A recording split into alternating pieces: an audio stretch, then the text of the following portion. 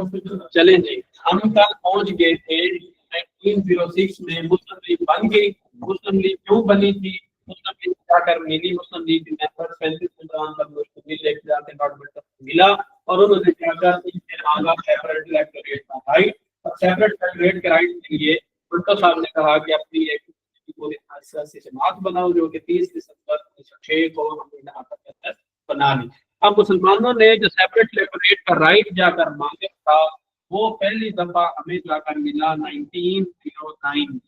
Pakistan demanded for the very first time इन 1906 कौन सा separate electorate का राइट, वो जाकर हमें कब मिला 1909 में। एक रिफॉर्म इंट्रोड्यूस करवाए गए, Minto Morley reforms. Muslims were given the right to separate electorate in Muslim reforms in 1909. इसका दूसरा नाम है Indian consoles act of 1909। MCQs वो किसी भी तरीके से आप पर घुमाए तो आप कंफ्यूज नहीं होना। Muslims were given the right to separate electorate according to reforms पूछे तो मिंटो मुर्ले रिफॉर्म्स, अगर वो पूछे अकॉर्डिंग टू विच एक्ट तो आपका होगा इंडियन काउंसिल एक्ट ऑफ 1909। अब who was Minto and who was Muslim? Minto was the viceroy of India at that time. Viceroy of India at that time, Lord Minto। फिर उसके बाद Lord Morley को था secretary state for India, secretary of state for India. अब इसके अंदर हुआ क्या था? हुआ ये कि जनाब एक जैसे हमारे पास नेशनल असेंबली है लेजिस्लेशन करने के लिए, कानून बनाने के लिए, उस टाइम असेंबली का नाम हुआ करता था imperial legislative assembly. Imperial legislative assembly ये क्या थी? उस टाइम जो कानून बनाने के लिए एक बॉडी तश्कील दी गई थी जिसके अंदर लोग बैठ के सब कॉन्टिनेंट को चलाने के लिए कानून साजी किया करते थे या लेजिस्लेशन किया करते थे, वो आपकी इंपीरियल लेजिस्लेटिव असेंबली के अंदर जाकर हुआ करती थी। तो imperial according to Minto reform इसकी जो सीट्स थी वो पहले हुआ करती थी 16। 1909 से पहले the seats of imperial legislative assembly were only 16। According to 1909 reform, these seats were increased from 16 to 60। 16 से बढ़ाकर इन सीटों को 60 किया गया। क्यों किया गया? ताकि मुसलमानों को जो सेपरेट इलेक्टोरेट का राइट है वो दे दिया गया था और नई कॉन्स्टिट्यूएंसीज यानी जिनको नए हल्के बनाए गए थे जिनके अंदर मुसलमान उम्मीदवार मुसलमान और खड़े होंगे और उनको वोट मुसलमान जो वोटर होंगे वो मुसलमान लोगों को वोट दे सकेंगे। तो 1909 के अंदर एमसीक्यू ये 2024 के ही पास पेपर का है, आप लोग ध्यान से नहीं कर रहे पास पेपर। इंपीरियल लेजिस्लेटिव असेंबली की जगह पे अगर वो वर्ड यूज करे सेंट्रल लेजिस्लेटिव असेंबली CLA तो फिर भी उसका मतलब ये ही लेजिस्लेटिव असेंबली होगा, इंपीरियल लेजिस्लेटिव असेंबली। एमसीक्यू 2024 के पेपर में पूछा हुआ है कि the seats of Central Legislative Assembly 1909 reforms were increased from 16 to which number? 60, 70, 80 या 90। तो 16 से 60 आपकी सीट की गई। आगे एमसीक्यूज वो बनाता है which Hindu leader supported the 1909 reforms, Indian Council Act 1909। उसके बाद आपके पास नाम आएगा mister SP Sinha, mister SP Satyendra Prasad Sinha full name. ये इंसान था who supported right to separate categories of the Muslims on Minto Murle reform। Question आया, क्वेश्चन आपने किया था एग्जामिनर की तरफ से which Hindu leader supported right to separate electorate for the Muslims, तो वो आपके पास बनेगा मिस्टर SP सिन्हा यानी सत्येंद्र प्रसाद सिन्हा। और इसके पास उस टाइम डेजिग्नेशन क्या होता था? he was the member of governor general executive council.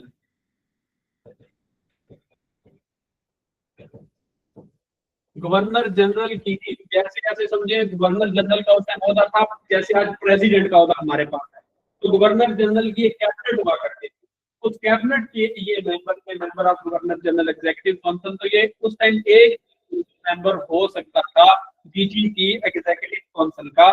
तो he was at that time the member of GG's executive council, और जिसका नाम मिस्टर एस विजिना है, he was the person who supported separate electorate right for the Muslims that was given to Muslims under the 1909 Milton Morley Reform Indian Constitution 09। फिर उसके बाद जब इस टाइमलाइन में हम चलेंगे तो फिर एक छोटा सा वाकया आपके पास आएगा 1913 में एक वाकया आया था। पास्ट पेपर में क्वेश्चन आता है Kanpur mask tragedy. Kanpur mask tragedy occurred in which year? That was occurred in that was occurred in 1913। Kanpur एक जगह का नाम है इंडिया में, वहां पे हिंदू मुस्लिम रियॉट्स फैले हुए थे। क्यों फैले हुए थे? इस 1909 के रिफॉर्म की वजह से। हिंदू ने मुसलमानों के सेपरेट इलेक्टोरेट के राइट को तस्लीम नहीं किया था, इसलिए छोटे छोटे राइट, जो राइट RIOTS झगड़े, ये आपके फैले हुए थे। हिंदू मुस्लिम फसादात का लफ्ज सुनते होंगे। तो इसकी वजह से हिंदुओं ने मुसलमानों की जो मस्जिद थी उसके अंदर लोगों को मार दिया था, बहुत सारे लोगों को मारा था। तो उस एमसीक्यूज बनाता है Kanpur mask tragedy occurred in which year? 1913 में। और इसी 1913 के अंदर शहजालाल साहब ने आपकी डिग्री को भी ज्वाइन कर लिया था। अब जब अगला हम देखेंगे इस टाइमलाइन के अंदर जो रिफॉर्म इंट्रोड्यूस करेंगे सब कॉन्टिनेंट में, तो हमारे पास जो लेंस होना चाहिए the lens would be 1914 to 1918, यानी फर्स्ट वर्ल्ड वॉर। ये दुनिया की पहली जंग अज़ीम है। उस जंग अज़ीम के अंदर कौन कौन सा कंट्री इन्वॉल्व है? बड़ा आपका बरतानिया उसके अंदर इन्वॉल्व, उधर से आपका जर्मनी इन्वॉल्व है, उधर से आपका टर्की उसके साथ ओटोमन एम्पायर सारे की तरह मिला हुआ है, तो इधर बरतानिया। अब बरतानिया सब कॉन्टिनेंट के ऊपर लीड कर रहा है। ये जो इंटरनेशनल लेवल पे जो जंग के असरात होंगे वो सब कॉन्टिनेंट के ऊपर भी महसूस किए जाएंगे। अब 1914 टू 1918 के दरमियान एक बड़ी मेजर डेवलपमेंट होती है, जिस डेवलपमेंट का नाम है लखनऊ पैक्ट। लखनऊ पैक्ट आता है दिसंबर 1916 के अंदर। हम क्यों देख रहे हैं फर्स्ट वर्ल्ड वॉर को? क्योंकि बरतानिया was one of the major players of first world war and Britain was the subcontinent at that time. तो इसलिए उनकी जितनी जंग के अंदर एंगेजमेंट थी, तो उनके डेवलपमेंट का अल्टीमेटली जो असर पड़ा था वो सबकॉन्टिनेंट पर आना था।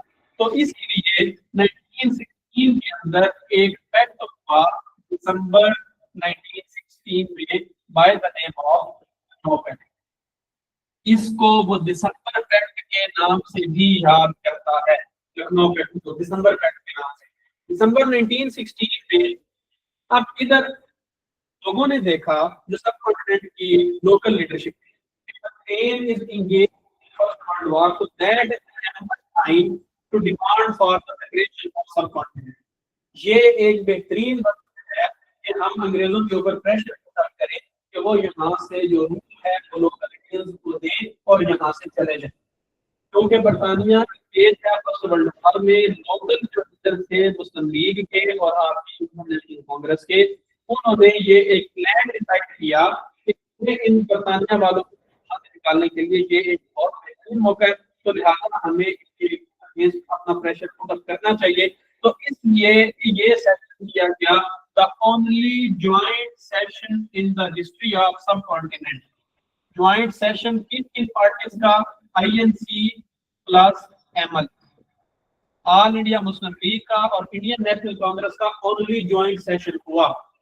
इसके अंदर दोनों पार्टीज ने बैठकर डिसाइड किया था कि हम क्या करेंगे, मिलकर अपनी एक इलेक्टिव वॉइस जनरेट करेंगे कि अंग्रेज यहाँ से कॉन्टिनेंट को छोड़कर चले जाए। बात क्या होती थी? सेल्फ रूल की, कि इंडियंस जो हैं इनको सेल्फ रूल प्रोवाइड करके यहाँ से आप लोग चले जाएं। इस सेल्फ रूल के लिए एक पूरी की पूरी लीग बनी थी, जिस लीग का नाम रखा गया था होम रूल लीग। मेरी बात समझ आ रही है या नहीं आ रही? 1916 में होम रूल लीग बनी थी, that was headed by any बसान। इनका मुद्दा क्या था कि जो रूल है, ये जो गवर्नमेंट की हुकूमत है, बरतानिया वाले यहाँ से चले जाएं और जितनी भी गवर्नमेंट है वो लोकल इंडियंस को, हिंदुओं को, मुसलमानों को यहाँ पर छोड़ के वो चले जाए। इसलिए उन्होंने अपना एक कलेक्टिव सेशन किया, ज्वाइंट सेशन जिसको आप कहते हैं, इंडियन नेशनल कांग्रेस और एएमएल का। उनका इसके अंदर मुतालबा क्या था कि हमें सेल्फ रूल किया जाए। मुतालबा उन्होंने ये किया 1960 जी इंडियन। बाद में ये जो होम रूल लीग थी इसको कांग्रेस के अंदर मर्ज कर दिया गया। Quaid-e-Azam was part of home rule league, Quaid-e-Azam ने भी होम रूल लीग सपोर्ट किया, इसका इवन मेंबर भी रहे थे। अब इस वजह से 16 का session and Gandhi met for first time. MCQ जो बनाता है Quaid-e-Azam and Gandhi first time in which year, तो वो आपने दिसंबर का फैक्ट यानी लखनऊ फैक्ट हुआ 1916 में। इस फैक्ट में पहली दफा गांधी और कायद-ए-आज़म साहब एक दूसरे से फिजिकली उसकी मुलाकात हुई, और ये सारे का सारा सेशन जो एक जॉइंट सेशन आवाज बनाई गई थी कायद-ए-आज़म साहब की काविशों की वजह से ये सारे का सारा सेशन हुआ। कल हमने टेबल में ये चीज देखी थी कि कायद-ए-आज़म साहब 1916 में कांग्रेस के भी मेंबर थे और कायद साहब आपके 1916 में ऑल इंडिया मुस्लिम लीग के भी मेंबर थे। तो कायद-ए-आज़म साहब की एफर्ट्स की वजह से 1916 ज्वाइंट सेशन हुआ दोनों जमातों का, जिनका मुतालबा क्या था कि इन्हें सेल्फ रूल दे दिया जाए। सेल्फ रूल क्यों दिया जाए? ये फर्स्ट वर्ल्ड वॉर के अंदर, तो इसलिए उसके लिए एक एप्रोप्रिएट टाइम था कि अपनी वॉइस को करें। तो इस जो ज्वाइंट सेशन कायद साहब ने करवाया ऑल इंडिया मुस्लिम लीग का और कांग्रेस का, इसी वजह से कायद-ए-आज़म साहब को the ambassador of Hindu Muslim unity का टाइटल दिया गया फ्रॉम मिसेस सरोजिनी नायडू। सरोजिनी नायडू ने कायद-ए-आज़म साहब को the ambassador of Hindu Muslim unity का टाइटल दिया है। सरोजिनी नायडू का कौन है? इसी सरोजिनी नायडू, वो दादा भाई नायडू जो स्वदेशी मूवमेंट, ये आपकी कांग्रेस के जो विमेन विंग की सरबराह है missus Sarojini Naidu. Sarojini the ambassador of Hindu Muslim इत्तेहाद का सफीर। The ambassador of Hindu Muslim unity is a title given to Quaid-e-Azam. वैसे इनके जो इलीगल रिलेशंस थे वो नेहरू साहब जो था, मिसेस सरोजिनी नायडू, क्योंकि नेहरू साहब के वो पर्सनल सेक्रेटरी थे साहब, उन्होंने इस बात को Hindu Muslim unity the ambassador of unity और title of Quaid-e-Azam given by Naidu at the time of Lucknow fact of 1916। 1916 के टाइम पे मिसेस सरोजिनी नायडू ने कायद-ए-आज़म साहब को the ambassador of Hindu Muslim unity का टाइटल दिया। अच्छा जी, अब आगे आता है कि जब ये सेशन करवाया तो एक कांग्रेस की तरफ से आया, एक वफद एमसीक्यू जो बनाता है कि डेलीगेट मुस्लिम लीग और डेलीगेट ऑफ कांग्रेस। अगर मुस्लिम लीग का नाम लखनऊ के अंदर इस सेशन किया, उसकी सरबराही कायद-ए-आज़म साहब करते हैं। प्रेसिडेंट ऑफ या leader of Muslim league eight that time, इनने इसके अंदर मुस्लिम लीग को रिप्रेजेंट किया, उसको उसकी प्रेसिडेंसी इसके पास कायद-ए-आज़म साहब के पास। और लखनऊ बैठक के टाइम पे प्रेसिडेंसी आपकी कांग्रेस की जिस बंदे के पास डेलीगेट आया था उनका नाम है अमीका चरण मौजमदार। अमीका चरण मौजमदार, अमीका चरण मौजमदार। आज कुछ पेपर्स में मिस प्रिंटिंग है एक नाम की, बाल गंधारा तिलक का नाम है, बाल गंधारा तिलक का भी पता रहेगा, तो वो कुछ पेपर्स में मिस प्रिंटिंग है। वैसे तो डेलीगेट आया था दैट वाज दैट बाय अमीका चरण मौजमदार था। अब जब ये वाला इधर गोरों ने देखा कि सब कॉन्टिनेंट के अंदर हमारे रूल को खत्म करने के लिए एक कांग्रेस और एक प्लेटफॉर्म के ऊपर बैठ गई है, तो उस टाइम एक इंसान जिसका नाम है लॉर्ड मॉन्टेक,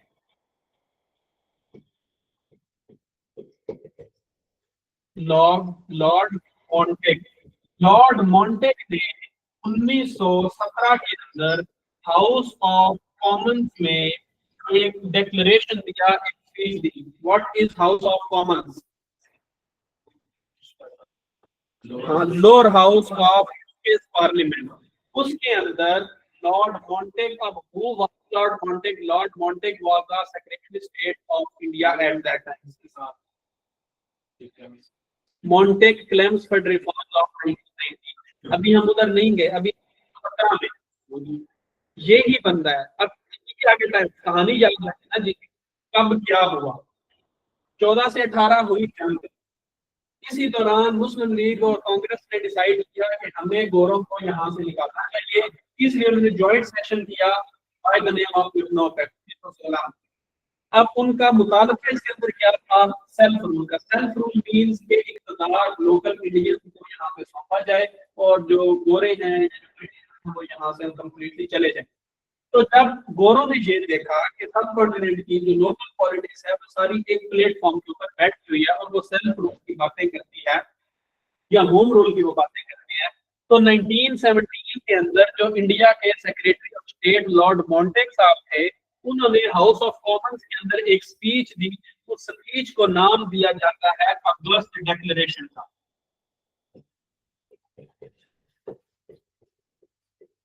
एक अगस्त के नाम से और भी एमसीक्यूज आपको नजर आएगा। अगस्त ऑफर वो और चीज है, उसको इसके साथ मिक्स अप आपने नहीं है। अगस्त ऑफर इज समथिंग एल्स को 1940 में जाके दी गई थी। अगस्त डिक्लेरेशन इज समथिंग एल्स जो आया है 1917 में। लॉर्ड मॉन्टेग साहब ने एक स्पीच दी थी यूके पार्लियामेंट की हाउस ऑफ कॉमन्स के अंदर। ये जो इंडियन बात करते हैं होम रूल की, तो ये इस पोजीशन के अंदर नहीं है कि हम तो रूल सारे का सारा इधर से दे दें। उस जो दो वजूहात बताते हैं, कहते हैं कि एक तो ये लैक ऑफ एजुकेशन है और पॉलिटिकली कॉन्शियस लोग नहीं है, तो लिहाजा उनको बात करने का सारा इक़्तिदार यहाँ होकर नहीं जा सकते।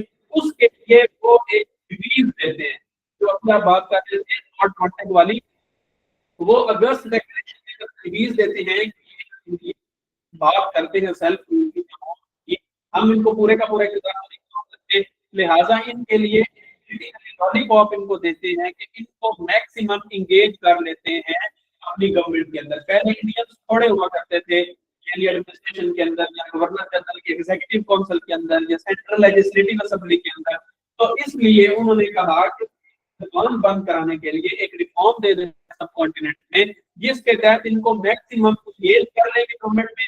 जब ये सारे लीडर किसी सरकारी होने के ऊपर बैठे होंगे, इनके पास कोई मिनिस्ट्री होगी, तो ये सेपरेशन की या होम रूल की बात है ये वापस आ जाएंगे। इसलिए आपके 1917 के इस अगस्त डिक्लेरेशन की वजह से जो तजवीज मॉन्टेग साहब ने दी थी, उसकी वजह से आपके 1919 के अंदर जाकर एक रिफॉर्म आता है by the name of Montagu Chelmsford reforms. Montagu Chelmsford Chelmsford Montague.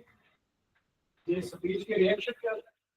नहीं जी, ये इसके अंदर ये डिफाइन किया था इन इंडियंस को अपने साथ इंगेज, उनको इंगेज करने के लिए लीगल वे हमारे पास एप्रोप्रिएट जो कॉन्स्टिट्यूशन के अंदर करनी चाहिए।